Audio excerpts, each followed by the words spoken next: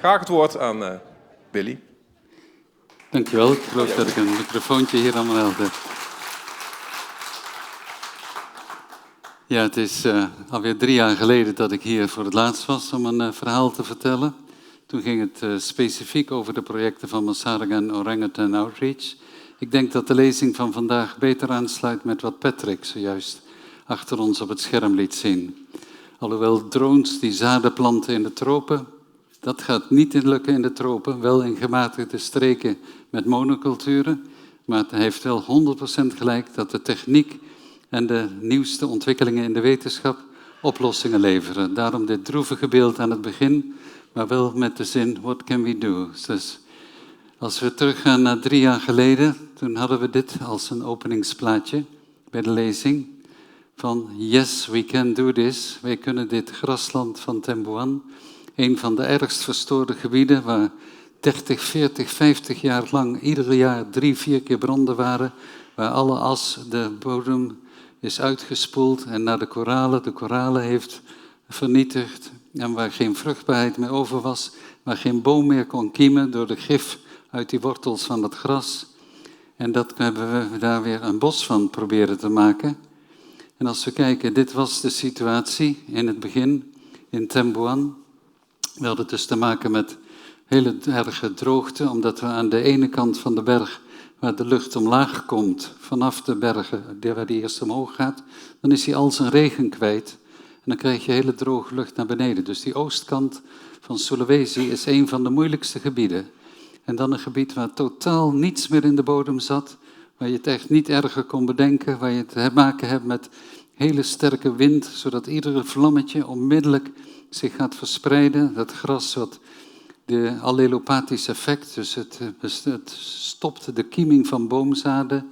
Je hebt zandige bodem die geen water vasthouden, steile rotsen, en we hebben daar een steil terrein, landverschuivingen zoals je die ook ziet hier in dit plaatje. Geen enkele biodiversiteit, geen geluid van insecten zelfs, dus hopeless. En dit is nu Temboan, zoals het er nu uitziet. Dus we hebben wel te maken gehad met die droogte, maar we hebben geen branden meer gehad. Maar we moeten wel oppassen, want het is nog niet voorbij. Er kan nog steeds van alles misgaan. Maar het gras is nu vrijwel verdwenen. En de biodiversiteit is werkelijk teruggeknald. We hebben nu meer dan 100 soorten vogels, waar er vroeger maar 3 soorten vogels voorbij kwamen in dit grasland. De mensen die daar nu werken zeggen van, we horen hier kikkers en hagedissen die we nog nooit eerder gehoord hebben. Er is een groep van tarsiers die nu in het nieuwe bos daar leeft. En we hebben daar allerlei soorten wilde zwijnen zijn nu terug. En we hopen hier ook vrijlatingen te kunnen doen van in beslag genomen dieren in dit nieuwe bos, waar we dus meer dan 50 soorten vruchtbomen hebben aangeplant, die dus een hele hoge biodiversiteit kunnen onderhouden. En dit bos genereert nu al, we hebben dus 7 meetpunten in het gebied, waar we dus de regenval meten. De regenval is nu 25% hoger in die paar jaar tijd. En dat helpt ook het bos weer te beschermen. De bodem heeft nu weer organische stof die het vasthoudt. En dat gaat ook met name goed door de biochar. Ik weet niet of jullie biochar kennen, ik zal er dadelijk iets meer over vertellen. Maar biochar is echt bijna een wonderoplossing. Een echte oplossing die ook nu door de Europese Unie is erkend recentelijk als een permanente verwijdering van broeikasgas uit de atmosfeer in de bodem. Want we maken dus eigenlijk een nieuw soort kool, wat voor miljoenen jaren intact blijft in de bodem, terwijl het tegelijkertijd de bodem verbetert, de micro-organismen helpt en de nutriënten vasthoudt. We hebben nu de plannen om dit gebied verder uit te gaan breiden naar het Bangka-eiland bij Sulawesi. Niet het Tin-eiland bij Sumatra, maar bij Sulawesi. Ik zal je zo een plaatje van laten zien. Ons project in Sulawesi met Masaryk is nu het nationale voorbeeld geworden voor het uitrollen van het nationale suikerpalmprogramma. Dat zegt u op dit moment niet veel, maar ik zal dadelijk een paar plaatjes laten zien waarom dat dit ook een gigantische oplossing kan zijn die weer uit de natuur komt. De natuur, we zeggen ook, Nature knows best and we have to learn from nature. En we hebben nu ook een nieuw model voor herbebossing van gedegradeerde landen, wat ik over de laatste 46 jaar in Indonesië heb ontwikkeld en wat een maand geleden door het ministerie van Bosbouw officieel werd erkend als de nieuwe methode voor herbebossing van gedegradeerde gebieden, wat op 12,6 miljoen hectare gewoon toegepast gaat worden.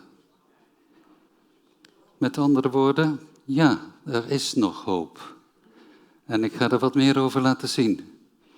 Dit is het Bangka-eiland.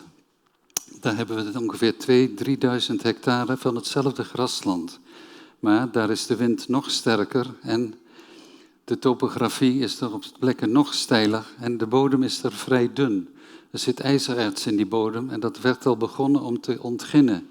En wij hebben dat kunnen stoppen met allerlei NGO's in Noord-Sulawesi. Dat is niet alleen maar Sarang geweest, we hebben er gewoon aan meegedaan aan die campagnes.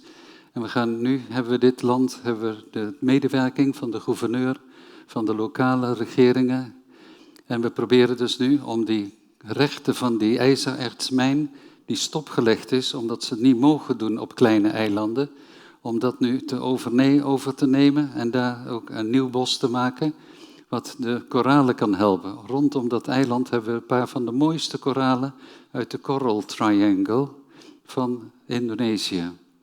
En die lijden onder de erosie die uit deze graslanden komt en van die continu terugkerende branden met die as die daar gaat. De resorts daar brengen water binnen met boten om de gasten te kunnen helpen met wat ze nodig hebben, ook de bevolking. Met onze herbebossing zien we dat de eerste stroompjes, de riviertjes alweer terug zijn gekomen. En we kunnen datzelfde doen hier in Bangka.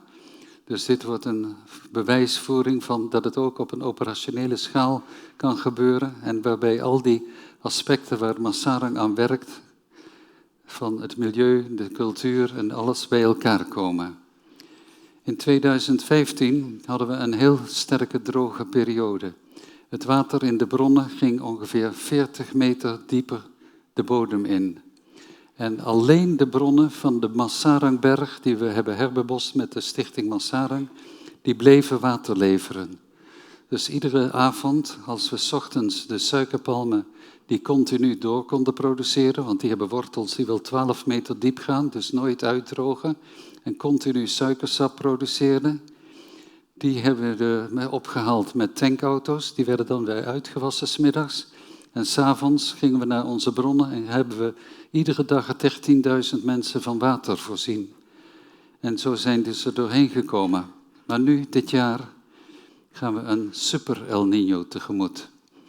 Het is niet alleen die El Niño waarvan je hoort in het nieuws. Als je Indonesië in het midden zo ziet, ik zal het vanuit jullie hoek proberen te laten zien, dan hebben we daar Sumatra aan deze kant, Java, Borneo en dan Papua. En dan komt van deze kant die El Niño vanuit de Pacific Ocean. Maar dat is één effect. Maar aan de andere kant hebben we de Indian Oscillation. Als die twee bij elkaar komen, dan kun je nog wel een grote El Niño hebben, maar dan is er geen droogte. Dan blijven die bossen het water circuleren. Dan blijft het droog. Maar dan heb je nog een derde factor, en dat is de Australian Monsoon, de moesson van Australië. Als die naar boven komt en de El Niño komt uit het oosten en de Indian Oscillation gaat naar het westen, dan is het de ramp niet te vermijden. Al deze factoren zijn op dit moment bij elkaar. De temperatuur is nu al hoger in de oceaan als het ooit tevoren gemeten is. Dus de komende tijd houden we ons hart vast, want we gaan nu echt merken wat de natuur aan kan richten, wat verergerd is door de emissie van de broeikasgassen. Dus we gaan weer, net als vorige keer, waar we al die cursussen hebben gedaan, we moeten weer de equipment klaarzetten. We moeten ons helemaal voorbereiden met alle apparatuur en trainingen met de lokale mensen om dit te kunnen voorkomen. Het nieuwe systeem wat ik heb ontwikkeld noemen we rebuild. Ik heb er geen goed Indonesisch woord voor. Voor het opbouwen, het hernieuwen, opbouwen, rebuild. Wat de natuur was, dat proberen we weer terug te krijgen, die textuur. Het principe is dat we dus een mozaïek creëren van bossen met gebieden vegetatie die we behouden, waar de dieren en het wildleven kan overleven en verbindingen hebben. En dat we dat combineren met productie met lokale boeren, die ieder een stukje waterzet, een stukje watershed, hoe noemen we dat, waterwingebied, kunnen beheren, waarop ze dan producten kunnen verplegen, maar ook bomen planten en andere. En het systeem werkt dus met een hele hoge biodiversiteit. We gebruiken zo'n 150 verschillende soorten op de manier zoals de natuur het doet in de tropen. En het systeem is dat het dus heel veel soorten heeft en dat we die gelaagdheid terugbrengen, boven de grond zowel als onder de grond.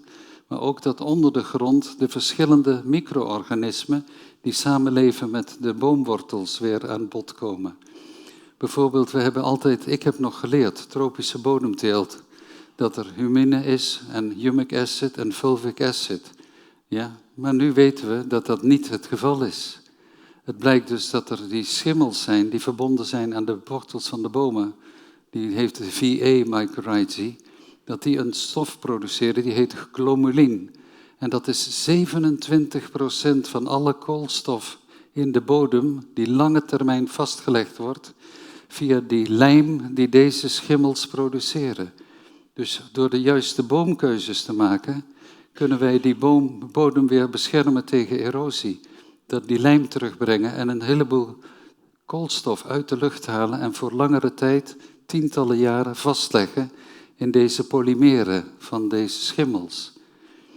Dus wij creëren ook ectomycorrhiza's die directe nutriënten kunnen recycleren. Als een boom een blad verliest, kunnen binnen 24 uur al de eerste schimmeldraadjes in die poriën van dat blad zitten. En in een paar dagen tijd is de helft van de makkelijk opneembare nutriënten terug in de boom die dat blad liet vallen. Dus je hebt een strooisellaag die moeilijker af te breken is, die de kracht van de regendruppels breekt. En die zorgt dat water kan infiltreren en niet wegspoelt van de bodem en de bodem dichtslaat. Dus als je die bomen weer combineert en dan weer met vlinderbloemigen, die stikstof kunnen binden met wortelknolletjes waarin rhizobiumbacteriën, zonder dat er zuurstof is, met een soort hemoglobine, een milieu creëren waarin ze de stikstof uit de lucht om kunnen zetten naar een opneembare vorm van stikstof voor de planten. Dat is een bos. Een bos is niet een stelletje dennen, het is niet een eikenbos, het is niet een berkenbos. Het is een ecosysteem waarin al deze componenten met elkaar samenwerken. We creëren een systeem waarin die componenten al deze effecten hebben van wat er onder de bodem moet gebeuren en hoe dat het ecosysteem moet functioneren, maar ook dat al die componenten bijdragen aan iets wat we nodig hebben, aan voedsel en aan energie en aan banen voor de lokale mensen. Dus dat ook die functies tegelijkertijd worden vervuld in combinatie met een soortenrijke bos met die meerlagigheid. En we creëren daarin permanente banen. Niet dat er was een project, een herbebossingsproject, we gaan hier wat bomen planten. Zo, nou laten we die bomen groeien en over een paar jaar komen we terug, dan gaan we wat dunnen. Deze ouderwetse benadering past niet. In de tropen heb je continu bescherming nodig. Want helaas is ook de sociale structuur niet meer zoals het was. Iedereen zegt wat mooi, je moet werken met de lokale bevolking. Zo ben ik ook begonnen met Masarang. Maar die eenheid van die mensen is nu weg. Ze gaan nu allemaal naar TikTok. Ze zijn allemaal heel korte aandacht. Ze hebben nog weinig respect voor die ouderwetse kennis. Bijvoorbeeld mijn voormalige schoonvader, daar liep ik mee in de tuin. En ik zeg van oké, laten we deze gemberachtige planten hier gaan planten. Dit is een mooie plek ervoor. Hij zegt ja, dat kan wel, maar je moet ze daar planten. Het is maar 10 meter verder, het is precies hetzelfde. Maar hier staan ze weer mooi. Ja, maar hier doen ze het beter. Ja, maar hoe dan? Hoe weet je dat nou? Ja, nou, als ik achter mijn oor voel, dan voelt het hier een beetje koeler aan. En verdomd, ik ga meten met de hygrometer en ja, 10% hoger. En verdomd, ik plant ze en hij had gelijk. Maar wie leert er nou van dat je aan je oorlelletje moet trekken om te weten of je daar nou die plant moet neerzetten? Ja. Dus die lokale mensen, die kennis, die is er nog net, maar die zijn we aan het verliezen. Dus die moeten we ook op de een of andere manier terugbrengen in systemen die de mensen die kennis nog kunnen overdragen. En we hebben dus permanente benadering nodig. De Dayaks, die vroeger in Centraal Kalimantan prachtige rotan produceerden, nu is die rotanteelt echt weggevallen. En ik heb die mensen gevraagd in Buntok, in het midden van Centraal Kalimantan. Ja, maar waarom doen jullie dat niet meer? Ja, zeggen ze, vroeger als wij die planten, die rotan planten, die klimmende lianen waar die meubels uitgemaakt worden, ja, dan konden wij ze ook oogsten, maar nu niet meer. Nu worden ze gestolen voordat we zelf in de buurt kunnen komen. Dus wederom die eenheid, dat je die sociale verbanden had tussen de mensen, dat is helaas niet meer het geval. Dus we hebben nu gewoon systemen nodig die zorgen dat er permanent mensen daar aanwezig zijn. Dus het systeem wat ik ontwikkel is een beetje gebaseerd op een theetuinenmodel. In de theetuinen, die zijn zo'n 2000 hectare groot. De mensen die daar werken, die hebben een huisje, ze krijgen educatie, ze hebben stroom, ze hebben water, ze hebben medische verzorging, ze hebben cultureel-religieuze faciliteiten daar. Ze kunnen lopen naar de plek wat zij moeten gaan plukken, wat zij moeten gaan onderhouden, 's ochtends en 's avonds gaan ze weer terug. Ze kunnen in groepen werken en er is nog nooit een sociaal of een religieus of een raciaal conflict geweest in die tuinen. Dus wij willen ook die kleine communities weer creëren daar, waar iedereen elkaar kent. Als je te grote gebieden krijgt, dan worden mensen meer individualistisch. Kennen ze elkaar niet meer. Dus op deze manier kunnen ze ieder naar hun eigen stuk land, wat gebaseerd is op een kleine waterwingebiedje, wat vanuit het water bij elkaar komt en wat op die manier duurzaam ingericht kan worden, zodat er altijd water vloeit, nooit tekort is, geen overstromingen komen. En op die manier proberen we dit te combineren met die sociale behoeftes van de mensen en een duurzaam beheer van het bos. Zij hebben dan ook de taak om de dieren in die gebieden, die daar vast en zeker ook wat van hun vruchten mee eten, maar die moeten zij toch beschermen. En toch blijft er meer dan genoeg over voor hen. Ik zal dadelijk laten zien hoe dat een paar van die recepten werken. En dan hebben we het wondermiddel, die biochar, die dus echt gemaakt kan worden in een paar uur tijd, waar de natuur vroeger 100 miljoen jaar voor nodig had. Met die druk van die organische stof die gecompresseerd werd en die we nu aan het verbranden zijn. En daarmee al die vastgelegde koolstof die nu de lucht in gaat en al deze problemen veroorzaakt die we nu krijgen. Ook jullie warme week vorige week, maar ik wist niet dat het nog zo warm zou zijn hier binnen trouwens. Nou, die biochar die heeft zoveel voordelen. Die heeft wel 50 verschillende gebruiken. Je kunt hem ook gebruiken als luchtfilter voor geuren. Je kunt hem ook als luchtdrogingsmiddel gebruiken. Je kunt hem als waterfilter gebruiken. Je kunt hem als isolatiemateriaal gebruiken. Je kunt hem vermengen in cement en daarmee de cement duurzamer maken. En daarmee koolstof weer vastleggen en toch de cement sterker maken. Er zijn nog veel te meer, maar daar gaat het vandaag niet over. Dus we hebben hier, dit is in mijn bosproject in Oost-Kalimantan, waar we 1856 hectares land hebben gekocht. En van deze graslanden hebben we toen middels agroforestry op deze manier, dit is een jaar later, met al deze bomen gemengd geplant. En die bomen die leverden dan al na 6 jaar, hebben de eerste suikerpalmen al begonnen om het sap te leveren. En dat is een duurzaam inkomen. Maar tot die tijd hebben we al meer dan 30 keer kunnen oogsten. Van of dat nou bananen waren of ananas, of dat die chilipepers waren, of de gembers waren, of de knollen. Dus al deze middelen brengen op deze manier een gesloten systeem, een gemengd systeem, wat weer die duurzaamheid creëert, wat beter die bodem benut. En waarin we alle licht beter kunnen invangen.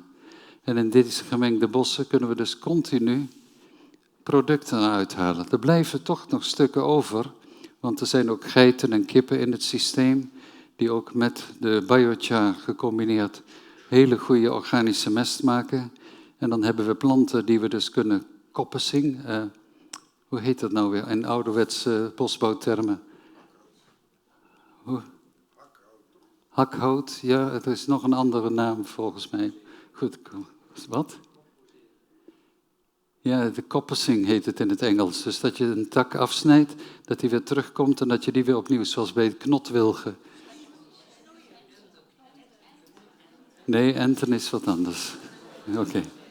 In ieder geval deze bossen, als we dus dit systeem bekijken waar het toe leidt, met dit, je ziet gewoon aan het verschil in lichtinterceptie. Je ziet gewoon hoe groen het is, hoeveel nutriënten erin zitten, vergelijken met deze moderne landbouw, waarbij je al die geïmporteerde kalium en fosfaat moet gebruiken, en waarbij je via dat proces Haber-Bosch met heel veel emissies van broeikasgassen die stikstof bemest gaat maken, wat enorm bijdraagt tot de vervuiling en tot de broeikaseffecten.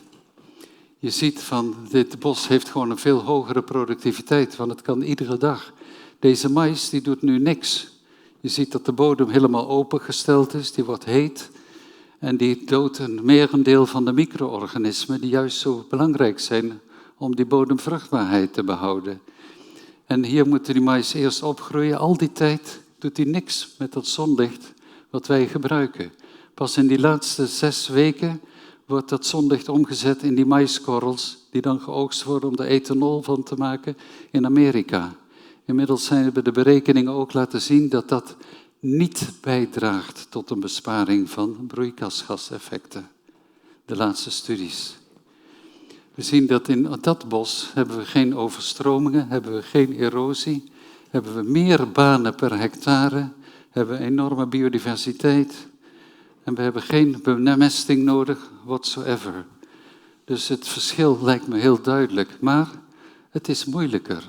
Ja, het systeem wat ik nu dus presenteer, toen Al Gore mij introduceerde bij John Doerr van Kleiner Perkins, dat is een bedrijf in Californië, een van de grootste investeerders in duurzame energie, heeft hij 3 van zijn mensen gegeven om dit systeem te analyseren. En die 3 mensen, 3 dagen daarna, mocht ik terugkomen bij Mr. John Doerr en zegt hij, Willie, this is the best we've ever seen. This is great, wonderful, but we're not going to be financing it. We gaan hier niet voor betalen. Oh, first, Indonesië is nog steeds een corrupt land. We hebben een grote onzekerheid daarbij. Het tweede, het systeem is zo complex dat we dit niet in 5 minuten kunnen uitleggen aan het type investeerders wat bij ons de deur binnenkomt. Op de derde manier, we zijn helemaal afhankelijk van die mensen. Die gaan tappen en dat gaan doen. Als zij gaan staken, wat hebben wij dan? Veel te groot risico. En vierde, als jij door een bus overreden wordt, dan hebben wij geen project. Nou, dan was het af. Mocht wel mooi zijn, maar het was toch een beetje te moeilijk. Maar nu hebben we andere kansen. Ik ben nu adviseur van de president voor milieuzaken. Ik ben hoofdadviseur van de minister van Bosbouw voor de herbebossing van 12,6 miljoen hectare bos. Ik ben ook de hoofdadviseur milieu voor de nieuwe hoofdstad en verantwoordelijk voor het nationale suikerpalmprogramma. Dus na 46 jaar heb ik eindelijk de kans om al deze dingen bij elkaar te brengen. Ja.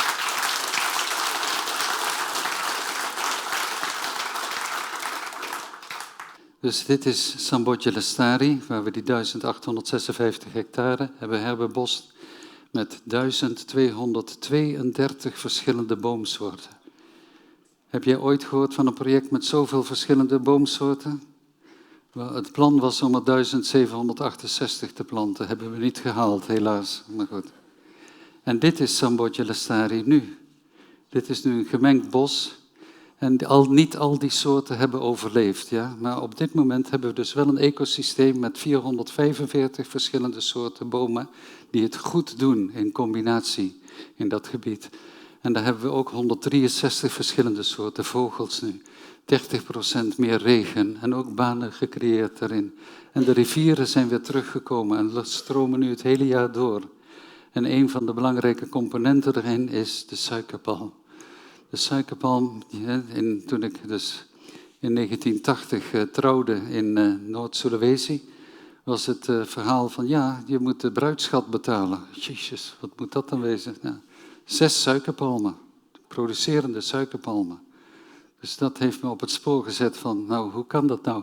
6 bomen, daar kun je een vrouw voor krijgen. En een mooie vrouw. Nou, daar moet iets achter zitten. Dat blijkt dus ook wel, want die boom die produceert 65 verschillende soorten producten en heeft een productiviteit die onverslaanbaar is. Alleen algen kunnen misschien meer produceren, maar deze boom doet het als een fotovoltaïsche cel. En hij produceert producten, dus de sago in de stam. Hij heeft de vruchten die een delicatesse zijn. Het palmhart kan eventueel gebruikt worden, de bladeren ook. Je hebt die larven die erop zitten, er komen allerlei medicijnen uit. De vezels zijn zo ongeveer de sterkste natuurlijke vezels ter wereld. 3 millimeter wortels kunnen 50 kilo gewicht dragen. En dan heb je honderdduizenden van die wortels die de bodem bij elkaar houden. En tot 12 meter diep gaan. Het hout van die suikerpalm is heel erg duurzaam, heel erg sterk, 5 keer zo sterk als dat van eikenhout. En de wortels heb ik al verteld. Ik heb in 1985 langs de weg Balikpapan-Samarinda, een hoofdweg, heb ik suikerpalmen geplant. En daar waar de suikerpalmen geplant werden, liet de publieke werken me weten dat hun onkosten voor de onderhoud van de weg met 65% omlaag zijn gegaan. Want die wortels, die groeien niet in de dikte, net zoals beuken die hier de weg op kunnen breken en het asfalt. Dit blijven die dunne wortels die alleen verder gaan en zich niet meer verdikken. Dus die houden de bodem bij elkaar. En dat zeggen ze hier dus ook. Dit was een paar weken terug hier, een paar maanden terug. Dat is vlakbij Samarinda. En alleen op de plek waar geen suikerpalmen stonden, hanya tidak ada pohon aren saja, sedangkan yang ada pohon aren stabiel. Alleen daar waar de suikerpalmen niet groeiden, zijn de landslides gebeurd. En op geen enkele plek waar de suikerpalmen langs de weg stonden, hadden ze nog een van die landverschuivingen. Dus dat hebben de mensen ook heel veel. Dus op dit moment is dit nationale programma loopt ongelooflijk. Dus hier heb ik 1 boom van data. Een mayang, dus een bloeistengel, die wordt iedere dag, gaat er 1 millimeter af en dan begint hij te druppen uit die wond. En dat sap wordt opgevangen. Dus deze boom had de eerste mannelijke bloeiwijze die getapt had kunnen worden, werd kapot gemaakt door een eekhoorn. Zo hebben ze ook ontdekt vroeger volgens de traditionele geschiedenis, dat doordat er een rat in die stengel beet en er iedere dag kwam drinken, gingen mensen dat ook proberen. En zo vonden ze uit dat er dat hele zoete sap uitstroomde uit die stengel. Maar bij de derde stengel begonnen ze te tappen. 275 dagen lang, 100 liter, met 12% suiker. En die suikerconcentratie ging op een gegeven moment zelfs omhoog. Dus deze ene boom heeft inmiddels meer dan 10 ton suiker geproduceerd. 10 ton suiker in 5 jaar tijd. En een heel veld, een hele hectare van suikerriet, die kan in 1 jaar met al die kunstmest en al dat werk en dat branden en zo weinig banen en vervuiling, kan slechts 5 ton suiker produceren. Dus deze boom kan in 5 jaar doen wat 2 hectares nodig zijn van land, van een enkele boom. Maar dit zijn de plusbomen. Hier kom ik op deze reis met de delegatie van het ministerie ook, gaan we naar Wageningen, om te praten over het onderzoeken van de markers voor deze hoge productiviteit. We zijn nu bezig met het genetische screeningprogramma. Met andere woorden, ja, het is dus inderdaad mogelijk om enorme hoeveelheden energie te creëren. Want ik zal hier wat meer over vertellen. We hebben dus echt verschillende tientallen van deze bomen al geïdentificeerd. Dus als je kijkt naar suikerpalmen, naar de Leaf Area Index, die is gemiddeld 6,5.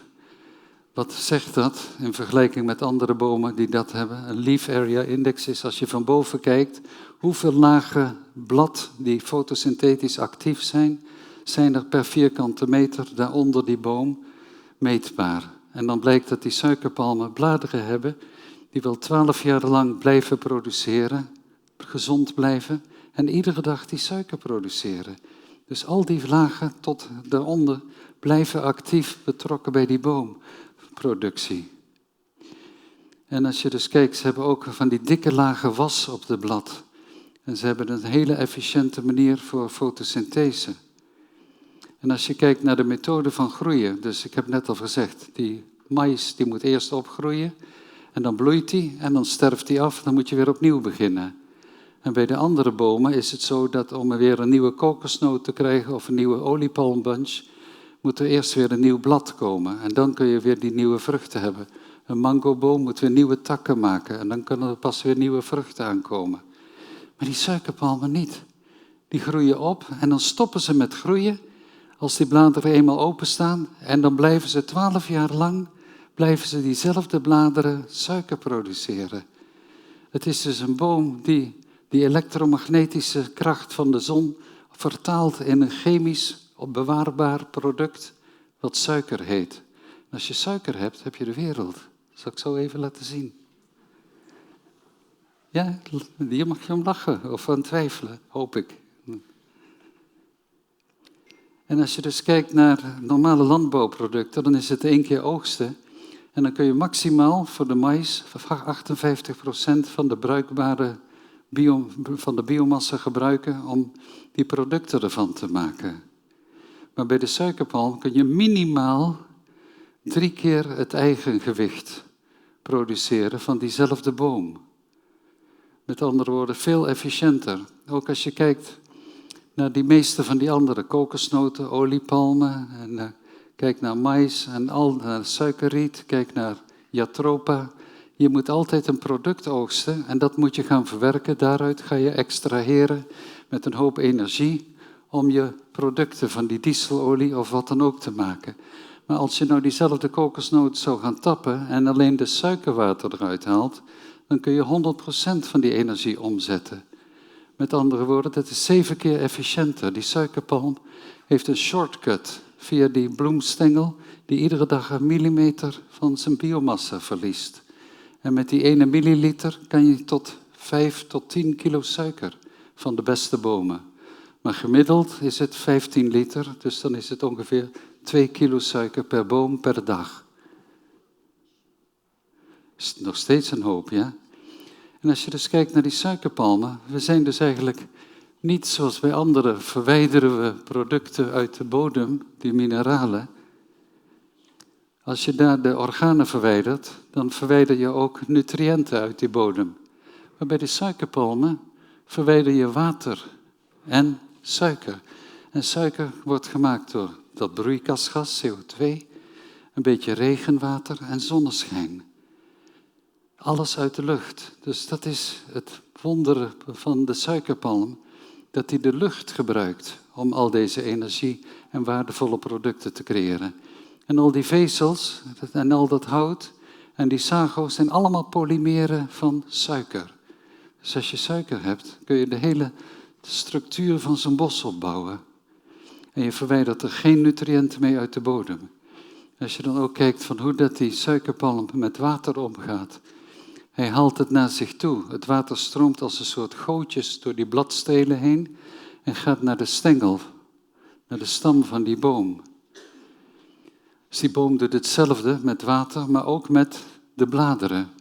Dus als we nou zien hoe dat die regen en die bladeren langs de stam komen, die verzamelen zich tussen die oude bladschedes en daar vormt een soort nieuwe compost. En dat is van de fantastische mest om je weer andere planten mee te bemesten. Dus je hebt een levende compostproducent ook nog, naast al deze andere producten. En doordat hij minder competitie eronder heeft, is het ook een perfecte zone tegen branden. Ze kunnen ook gewoon branden, vulkaanuitbarstingen overleven. Ze zijn ongelooflijk resilient. Ik kan er nog veel meer over vertellen, maar deze slide laat eigenlijk de samenvatting zien wat je kan doen met suiker. Als je suiker hebt, kun je er ethanol van maken uit de suikerbieten. Ethanol, daar kan een auto prima op lopen. En zelfs omdat je een hoger octaangetal heeft, kan die op een hogere compressie branden, kan er meer energie uit dezelfde liter komen dan dat er uit een liter benzine kan komen, zonder enige vervuiling. En dat was vroeger, de eerste T-Fords liepen allemaal op ethanol. Totdat de gaslampen kwamen in New York en dat ze een bijproduct hadden wat in die grote branden veroorzaakte. Dat was die benzine. Toen moesten ze de motoren gaan omzetten, zodat ze die smerige brandstof goedkoper konden gebruiken in vergelijking met ethanol. In 1888 in de Filipijnen en Indonesië was bijna 100% van alle machines liep op ethanol van Nipa-palmen. Die in die moeras, in die half zoute gebieden langs de kust groeiden. Maar je kunt er ook propanol, butanol van maken. En je kunt ze ook fermenteren met nieuwe gisten. Die zijn genetisch gemodificeerd. Die kunnen direct het suiker omzetten naar lipiden. Dat is een bedrijf C16 Biosciences, wat door Microsoft en meneer Bill Gates ook mede gesponsord werd.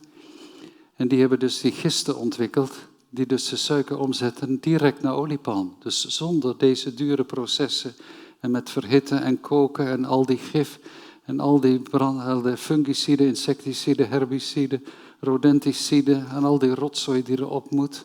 Bij dus oliepalmen heb je allemaal niet nodig. Die suikerpalmen kunnen gewoon direct die suiker leveren en kunnen naast de boom kunnen ze palmolie maken.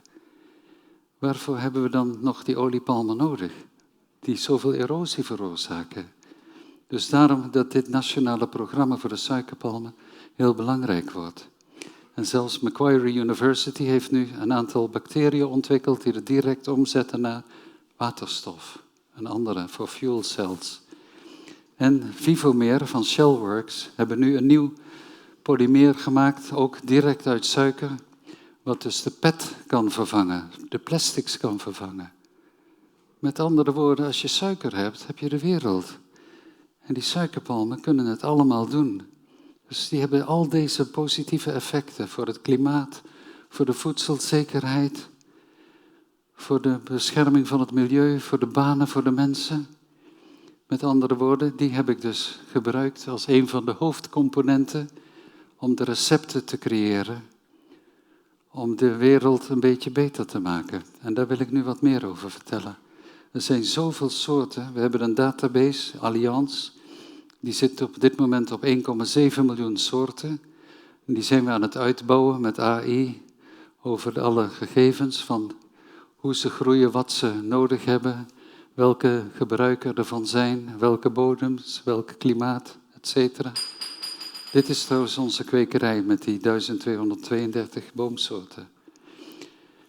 Zijn we gaan kijken, eerst op wereldgroot niveau, van oké, waar kunnen we die bomen planten? Waar is land beschikbaar? Wat is de juiste hoogte?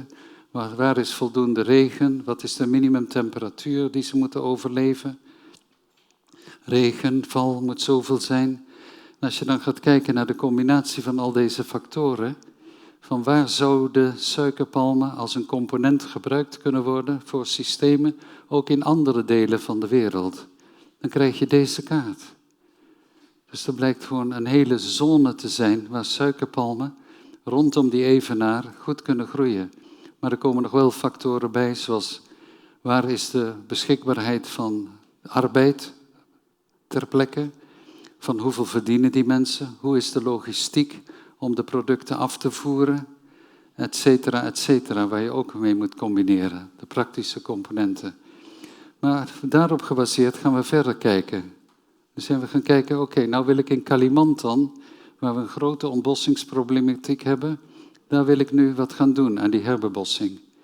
Nou, daar heb ik met StarVision, we hebben hier ook de mensen van StarVision in de zaal, waarmee we met professor Dirk Hoekman en anderen gewerkt hebben. En hebben we ook een samenwerking gehad met ESA voor deze Active Transponder.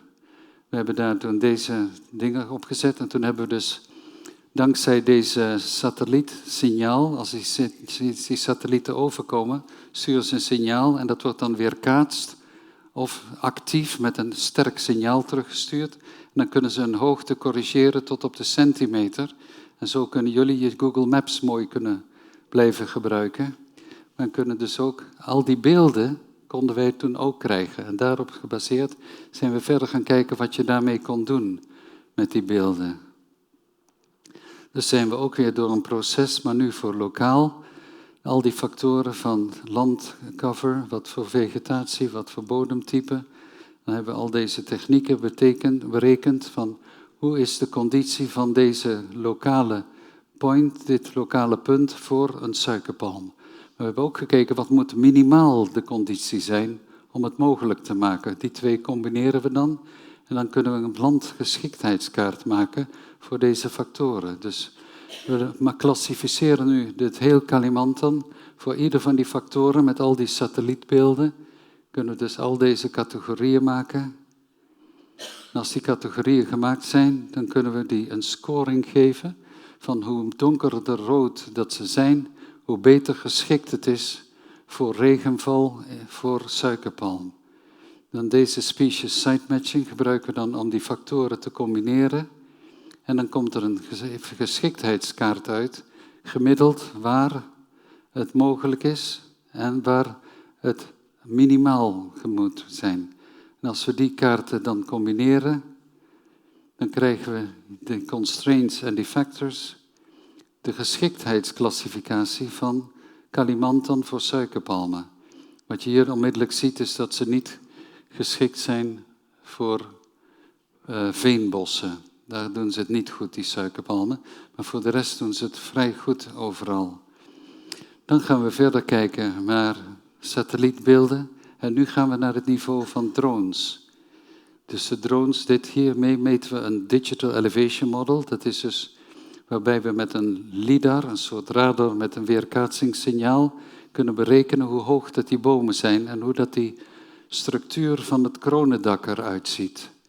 Dus hier zien we nu de bovenkant van het kronendak. En de hoogte, hoe roder die is, dan is het hoe hoger en hoe blauwer, hoe lager gelegen. En als we nu door het kronendak heen gaan kijken, wat ook kan met een LiDAR, dan kunnen we nu zien hoe het bodemprofiel eruit ziet. Tot op ongeveer 10 centimeter nauwkeurig. En dat kunnen we daarna, hebben we dus een boompositiekaart die hier uitkomt. Kunnen we dat weer combineren met andere sensoren. In dit geval kijken we naar verschillende golflengtes. En met hyperspectral kunnen we dus individuele boomsoorten eruit pikken. En kunnen we zeggen van, oh, dat is dit soort bodem wat we hier hebben. Dan kunnen we straks het beste deze en deze en deze recepten daar gaan toepassen. Allemaal vanuit die technologie en allemaal vanuit digitale analyses die immer nog steeds beter te doen zijn met de grotere capaciteiten van de computers nu. Met deze topografie onder de canopy kunnen we nu ook meteen simuleren van hoe dat de regenval zal verlopen. Ik zal het een beetje sneller laten lopen hier. Je kunt dan zien van hoe snel een dam op zal vullen. En je kunt zien wanneer je meertje vol is en wanneer het risico van overstromen groot is. En dat is weer gerelateerd aan andere condities, zoals uiteraard de topografie en dan de stroomgebieden van ieder van die riviertjes en het hoogteverschil. Dan gaan we kijken van hoe kunnen we die zones nu allemaal combineren. Nou, dat gaat wederom met diezelfde inputs, dat Digital Elevation Model, hoogtemodel van de bodem. Dan kijken we naar de hellingen. Dan kijken we naar de landvorm, waar zijn de heuvelruggen en waar zijn de dalen. En die kunnen we dan combineren en dan krijgen we de stroomgebieden en dan krijgen we de fysische zones in de kaart. En daarmee kunnen we dus ook de compartimenten indelen die we gaan toebedelen aan individuele boeren die dat gebiedje dan kunnen beheren, gebaseerd op watersheds. En wat eruit kwam was volgens de wet moeten we 50 meter links en rechts van een riviertje moeten we het stroomgebied bewaren. Dat is de regel. Maar wat wij berekenen is dat dat eigenlijk niet de juiste methode is. Men had toen maar gewoon iets bedacht. Van ongeveer zoveel houden we dan langs die stroom en dat houdt dan wel die erosie tegen. En dat helpt dan wel goed genoeg voor de hydrologie te verbeteren. Maar als je nou gaat kijken wat het verschil is tussen de wet en wat het gebied echt nodig heeft, dan is er een groot verschil. En waarom is dat? En waarom is dit systeem beter wat wij doen met deze digitale methode? Als je het waterniveau nu gaat laten rijzen, links en rechts is hetzelfde, dan zie je dus dat aan deze kant van de rivier een heel klein stukje absoluut niks kan gebeuren. Maar dit is vlak land, prima te gebruiken. Terwijl hier kwamen ze land tekort. Dit hadden ze ook moeten incorporeren in het hoge waterniveau van die riviertjes. Met andere woorden, door deze simpele methodes van algoritme toe te passen, konden we het verschil berekenen van 8,77% meer land beschikbaar op de juiste manier en het juiste land beschermd. En we kunnen nog veel meer doen als we dus gaan kijken naar die variabelen voor de erosie vanwege de regen of de bodem, de topografie en de vegetatie. Dan kunnen we wederom met deze methode, alle referenties staan erbij, dit gerefereerd aan 121 publicaties. Dus ik ga hier niet in detail over praten. Renaat van Rompuy zou dit natuurlijk prachtig vinden als ik daar wat meer tijd aan zou besteden. Maar dat doen we een ander keertje, Renaat, ja? Dus als we deze factors ook gaan klassificeren weer, zoals allemaal met die formules, matrixsolutie, computerspul. En dan komt er dus ook een kaart uit met van waar is het grootste risico om bodem te verliezen. Als het rood is, dan is het hoge verlies. En groen, dan kan het laag verlies zijn. En dat kun je weer met een sensitivity analysis, again, laat ik jullie maar niet mee lastigvallen, kun je daarmee de kaarten doen en kan je gaan kijken van hoe kunnen we nu een wegensysteem plannen wat de minste schade veroorzaakt en de minste erosie veroorzaakt en toch het goedkoopste is. Klinkt te goed om waar te zijn, hè? Maar het kan wel, want als je dit op deze manier objectief doet en je combineert al deze data met een cost-distance analysis, ik ga het niet uitleggen één voor één, maar dan komt er deze kaart uit. Dus als je nu langs de groene zones die wegen gaat plannen, dan heb je de minste kans, het is meestal op de ruggen, dat er erosie gaat gebeuren. Dus als je dit nu gaat gebruiken in combinatie met van hoe ga je je wegen plannen, kun je het aanpassen aan het systeem. Dus in dit geval kunnen we bijvoorbeeld dit wegsysteem plannen en die hebben een afstand van ongeveer 400 meter tussen de wegen, omdat we daar een kabelsysteem gebruiken. Dat betekent dat we veel minder wegen nodig hebben, veel minder bos hoeven kapot te maken, om selectief, duurzaam producten eruit te kunnen halen en goedkoper. En dat gaat met 2 excavators en een winch en een control die het gewoon per dag veel efficiënter werkt als al die heavy equipment die het dan uit gaat slepen. Dus je kunt nu helemaal gaan aanpassen en nu krijg je dus een kaart met je wegen, met je stroomgebieden, met alle risicofactoren. Dan ga je weer verdelen in die compartimenten wat 1 of 2 boerenfamilies gaan beheren. Ga je overleggen met die steile hellingen. Dan ga ik overleggen met de bodemtypes. En dan krijg je de bodemtypes eruit. Laten we nu gaan kijken naar deze ene unit.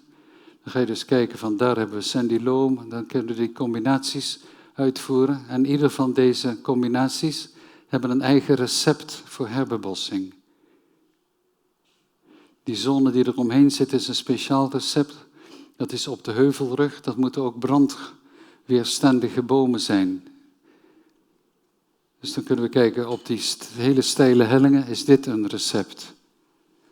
Langs de wegen, dan gaan we die suikerpalmen en salak planten. Salak is een slangenfruit, noemen ze het geloof ik in het Engels. Dragon fruit. Ja, salak in het Indonesisch. En die hebben heel veel doornen en die kunnen ervoor zorgen dat er geen mensen doorkomen. Dus dan heb je ook een natuurvriendelijk hek, wat toch nog vruchten produceert voor allerlei wildlife. En die suikerpalmen houden de bodem weer vast. En op die heuvels heb je weer een ander recept met planten die de branden kunnen weerstaan en die suikerpalmen. En aan deze recepten kun je dus meteen zien van hoeveel stekken heb ik nu nodig voor de initiële planten. En in welk jaar krijg ik welke producten eruit. Dus je kunt nu precies zien van hoeveel arbeiders heb ik nodig, hoeveel geld gaat het kosten, hoeveel productie ga ik hieruit krijgen. Al deze data komen uit die basisgegevens van de regenval, het bodemtype, hoeveelheid biochar, de combinatie van de bomen. En dit systeem mag ik nu gaan toepassen achter het paleis van de nieuwe hoofdstad. En dat is precies onder het point zero, het officiële middelpunt van de Republiek van Indonesië, waar het een camping is. En dit is het gebied wat ik ga herbebossen met al die verschillende recepten. En vanuit het toeristenpunt, een glasbrug, kun je precies dat gebied zien. Dus iedereen kan door dat gebied heen lopen en kan zien van al die verschillende systemen, honderden recepten naast elkaar. En dit wordt betaald door het Bosbouwministerie via het bestuur van de hoofdstad. En dan kan ik het uitvoeren met gewoon mijn eigen mensen, naar vrije zin. Dit wordt met me overgelaten. Dit zijn een paar van de ministers van de nieuwe hoofdstad. En dit heb ik dus ook gepresenteerd voor de allerhoogste echelons van de hoofdstad, zodat echt iedereen snapt waar het hier om gaat, om het toe te gaan passen. Dus als je kijkt nu naar die principes van Masarang, wat ik de vorige keer over gepraat heb, hoe gaan we kijken bij die planning naar lokale behoeftes? Hoe kijken we dat we de natuur kunnen beschermen? Hoe kunnen we agroforestry systemen toepassen? Hoe kunnen we de mensen die kennis bijbrengen? Hoe kunnen we met organische methodes dit produceren? Hoe kunnen we banen creëren in het onderwijs, met studiebeurzen? Hoe kunnen we met de lokale cultuur samenwerken? Hoe kunnen we werken op ieder water-windgebied? Hoe werken we met die herbebossing samen voor gedegradeerde landen? Hoe kunnen we de risico's voor de milieurampen ondergaan? Hoe kunnen we water reguleren? Hoe kunnen we food security doen? Hoe kunnen we de coastal protection, dus de koraalriffen beschermen? Hoe kunnen we de natuur, wildlife helpen? En hoe kunnen we een sustainable income genereren, wat nog een competitie kan gaan met deze moderne landbouwmethodes? En we kunnen daar ook mee de klimaataspecten aanpakken. Met andere woorden, dit zijn die dingen die we nu in deze modellen, en we zijn al veel verder, ik heb nog veel meer van deze algoritmen ontwikkeld met mijn team, die dus overal ter wereld toegepast kunnen worden. Op iedere plek ter wereld, met die initiële database van 1,7 miljoen soorten, kun je nu gaan selecteren en de beste recepten gaan vinden om zowel klimaatdoeleinden. Dus nu kunnen politici ook gaan zeggen van, ik ga eisen dat de output aan deze en deze condities moeten voldoen. Een sensitivity analysis. Dus die kan dan besloten worden door mensen zoals jullie, die opstaan voor, we hebben een alternatief. Dit is er wat moet gebeuren. En nou ga ik wat over orangutangs vertellen. Daar kwamen jullie uiteindelijk voor, hè? Ja, ik wil je toch niet helemaal teleur. Ja. Ik wilde dit toch even kwijt, jongens. Ja.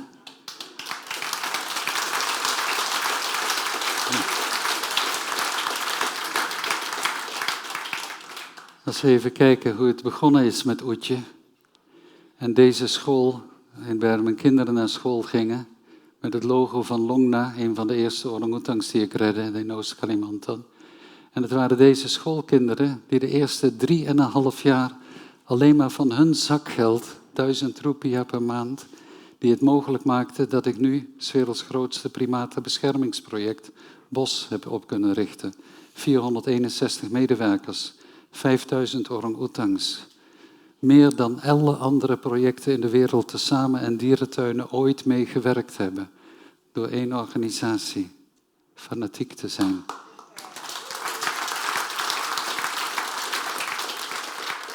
En pas na 3,5 jaar, toen het inmiddels lukte, toen kwamen de mensen om te helpen en wilden ze allemaal meedoen. Dus we hebben daar heel veel gewerkt met die scholen. En Jaap, hier ben jij in het beeld. Jaap van Overbeek, een van mijn eerste studenten. Sta eens even op, jongen.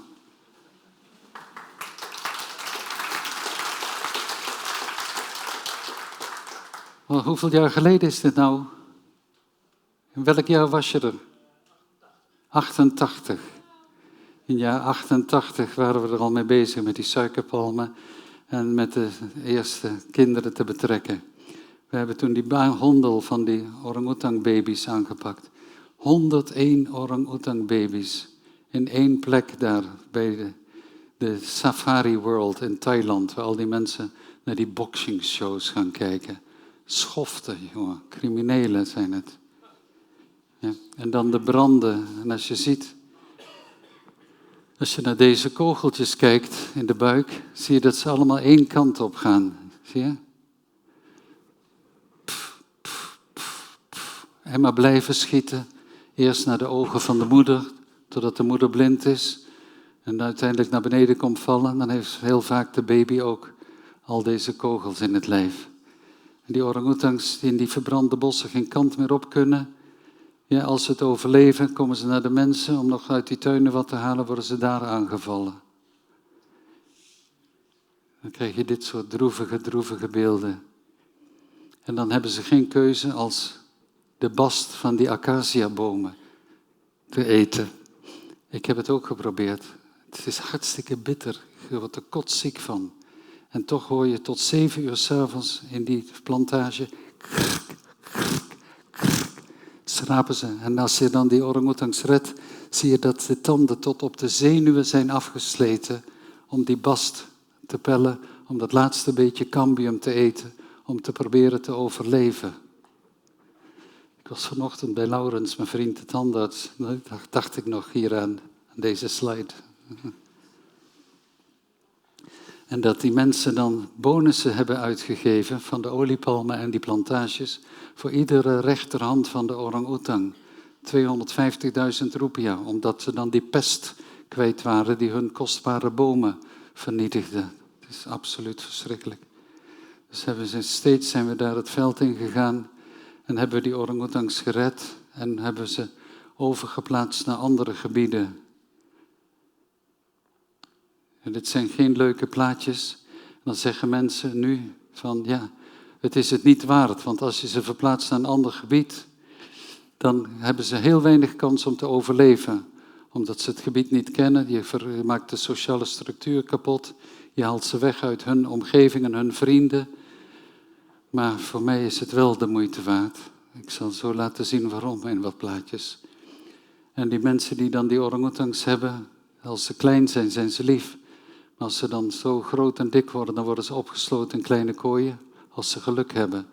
Ik had 1 informatie in Sukabumi, dat er een orang-oetang was, een grote orang-oetang. Dus we gingen naar dat huis, naar die villa.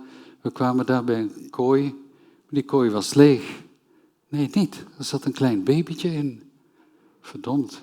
En toen rook ik van, het stonk daar. En daar zag ik dat daar een kuil was gegraven. En we checkten. Die grote orang-oetang was doodgemaakt en die was even vervangen door een nieuw, mooi klein babytje. Zodat er maar weer meer jagers nieuwe baby's gaan halen. Dus, en het probleem is erg groot met de rechtstoepassing. Moet ik dadelijk ook wat van laten zien. Dus als we kijken wat de distributie van orang-oetangs was in 1997, in 2002, hoe het geschronken is, hoe dat al deze bewezen smokkelroutes die we geïdentificeerd hebben, en het gaat tot op de dag van vandaag nog door. Eerst was er een periode dat het Japan was, en toen werd het Thailand, toen werd het India, en toen werd het Midden-Oosten. Dus je ziet iedere keer is er weer een nieuwe vraag naar deze leuke, lieve, kleine orang-oetangjes. Maar er zijn nog steeds een hoop van die orang-oetangs die niet aan de beurt komen. En Bento, mijn vriend, is er één van. En Leo kent hem ook heel erg goed. Leo van Apenhul is hier ook bij ons aanwezig. Die man met de baard daar en al die tatoeages. Die is verschillende keren. Daar ben ik nog in de boom bezig met een kleine Bento. Rechtsboven zie je dat hij aan het opgroeien is. En toen kreeg hij van die cheekpads. En niemand had een plek voor hem. En er zijn zoveel van deze orang-oetangs waar geen plek voor is.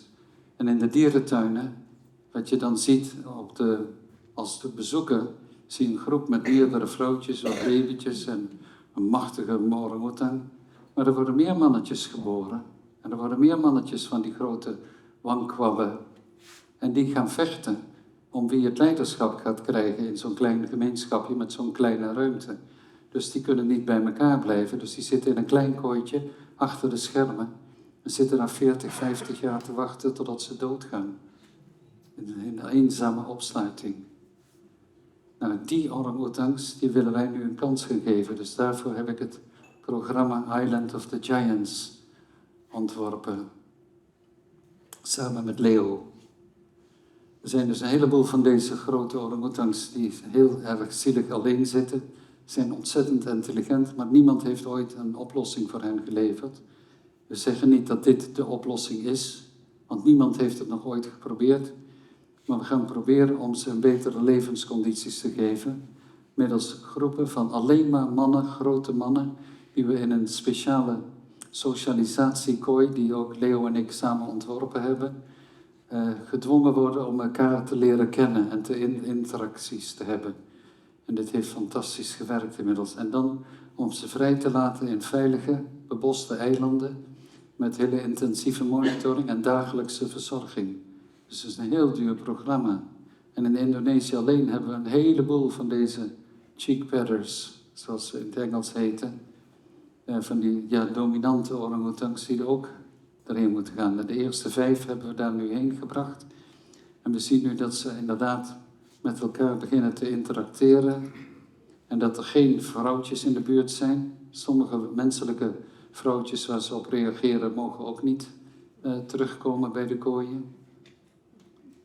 Ja, dus, en dan veel materialen te geven, veel variatie. En initieel de confrontatie te vermijden. En dan te kijken hoe dat er bijvoorbeeld een weegschaal die aan een ketting hangt. En als ze daar dan gaan hangen, dan kunnen we zien van, oh ja, nou zijn ze zo zwaar en gaat goed. En kunnen ze opmeten met een thermometer op afstand. En dit is het eiland waar ze naartoe gaan. En hier hebben we dus de faciliteit om de kooien op te brengen. En dan hebben we daar een soort sluis met die wand waar ze niet overheen kunnen komen. En dan kunnen we ze ook terugroepen, want ze zijn heel erg goed bevriend met onze verzorgers, om te kijken en binnen te halen. En dan als je ze honing geeft, dan gaan ze netjes hun rug aanbieden, kunnen we ze opmeten. Ze kunnen hun vingers geven, je kunt ze bloed afnemen. En dan kunnen we dus nog steeds een oogje in het zeil houden, hoe dat ze met ze gaat. En dan weten ze ook dat daar een plek is waar ze naartoe kunnen komen als ze wat nodig hebben. Maar op dat eiland hebben we dus ook 6 verschillende platformen, waar we met de drones van Amazon, die pakketten leveren tot 65 kilo, kunnen we ook vruchten bezorgen tot op de centimeter op die platforms, zonder risico voor onze verzorgers. Al die ingangen in dat bos van dat eiland hebben we ook allemaal van deze hekken. Die staan niet in deze plaatjes. We hebben nog meer plaatjes van. En daar wordt regenwater opgevallen. Dan hebben we rechtsboven, zie je die beveiligingsposten. Er zijn beveiligingsposten en camera's om het eiland. Dus ze kunnen gewoon 24 uur lang in de gaten gehouden worden. En dat wordt ook met 6 boten en speciaal personeel. En het is allemaal gefinancierd door deze meneer hier. Meneer Hashin Joyo Hadikusumo, een hele moeilijke naam. En dat is de zus van zijn vrouw. En de mensen van de stichting, zijn dochter. En die doen dit en die hebben het mogelijk gemaakt. Maar nu is het voorbeeld, hè, en er is er pas 1 eiland. We moeten ongeveer 30 eilanden hebben. Dus dit gaat een enorme hoeveelheid geld kosten. Nou, daarvoor ben ik nou ook in Europa. Dus ik ga nu naar Hamburg, naar Münster, naar Hellebrunn Tiergarten. En die gaan nu een systeem doen met €1 voor de entree, wat ze mee kunnen helpen. En dit pensioenfonds voor hun orang-oetangs. Dus dan kunnen hun orang-oetangs gestuurd worden, maar zij moeten dus de kosten opbrengen dat we voor de rest van hun leven die orang-oetangs ook kunnen verzorgen onder hele hoge, goede condities. Tegelijkertijd, doordat die bezoekers leren over deze programma's, hopen we ook meer respect voor deze intelligente medebewoners van onze aarde te creëren. Want die verdienen de vrijheid. Dus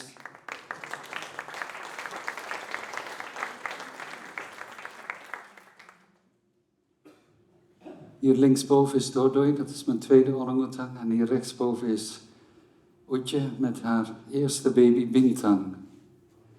En dan de tweede baby heet Matahari. En een derde baby van haar heet Laika. We hebben haar nog kunnen volgen tot 2019.